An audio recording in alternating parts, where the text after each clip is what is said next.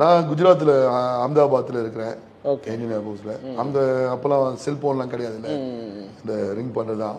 அந்த போன்ல நான் போன் பண்ணி அதுவும் கியூல நிக்கணும். சரி. அவங்க ஒருத்தர் நம்பர் வரும் டிஃபென்ஸ்ல. என்னோட நம்பர் வச்சு நான் போனேன். அப்போ அவங்க போன் பண்ணி பிரதர் நீங்க விசுவாசிக்கிறா இயேசு சுவாமி உங்களுக்கு சுகம் கொடுப்பாரு. சுகம் கொடுத்தா யாரு கொடுத்தாலும் சந்தோஷம் தானே. நான் விசுவாசிக்கிறேன்னு சொன்னேன். சொன்னாங்க அவங்க உருக்கமான ஒரு ஜெபம் பண்ணாங்க.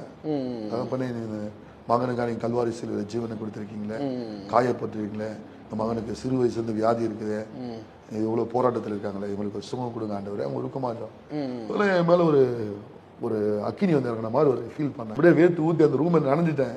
அவ்வளவுதான். அந்த செகண்ட் எனக்குள்ள இருந்த கெட்ட பழக்கங்கள்லாம் டிஃபென்ஸ்ல இருந்தா பான் பிராக் போறது, அது மாதிரி தமாகு போறது, சின்ன சின்ன பழக்கம் இருக்கிறதா சொன்னேன். அவனு பார்ட்டில இருக்கும். அது மாதிரி இது வந்து பெருசா அடிக்ட் இல்லைனாலும் எக்ஸசைஸ் எல்லாம் அது மாதிரி எல்லாம் இது மாதிரி நல்ல குணம்லாம் கிடையாது சொன்னேன். சின்ன வயசுல இருந்த ஒரு மூர்க்கமான ஒரு மனுஷன் தான்.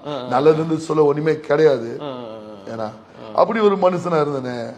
அந்த செகண்ட் யாருமே சொல்லாதே எல்லாமே என்னை விட்டு போயிடுச்சு. பாக்கெட்ல பால் அந்த தம்பாக்குல எல்லாம் தூக்கி போட்டேன். வெளியே வந்தேன். ஆண்டவர் சுகம் கொடுத்துட்டாரு உங்களுக்கு தேங்க்ஸ் சொல்லுனாங்க. அவ்வளவுதான். அதோட அந்த வியாதி என்னை விட்டு போயிடுச்சு. ஒரு புதுசா ஒரு புது மனுஷனுக்குள்ள அந்த எல்லாமே போச்சு. பழைய வலிச்சிட்டு இருந்ததா வலி அது வரைக்கும் வலியில உட்கார்ந்து. ஆமா டோட்டலா அது மட்டும் போல எனக்குள்ள எல்லாம் பேசுறது. ஆமா புது மனுஷனா மாறிட்டேன். இதெல்லாம் தப்பு, இதெல்லாம் யாருமே சொல்லி கொடுக்கவே இல்லை. அதெல்லாம் தானாவே தூக்கி போட்டுட்டேன். இதெல்லாம் தூக்கி போடணும் எல்லாம் செய்யக்கூடாதுன்னு யாரும் சொல்ல வேணும், டீச் பண்ணதுக்கு யாரும் கிடையாது.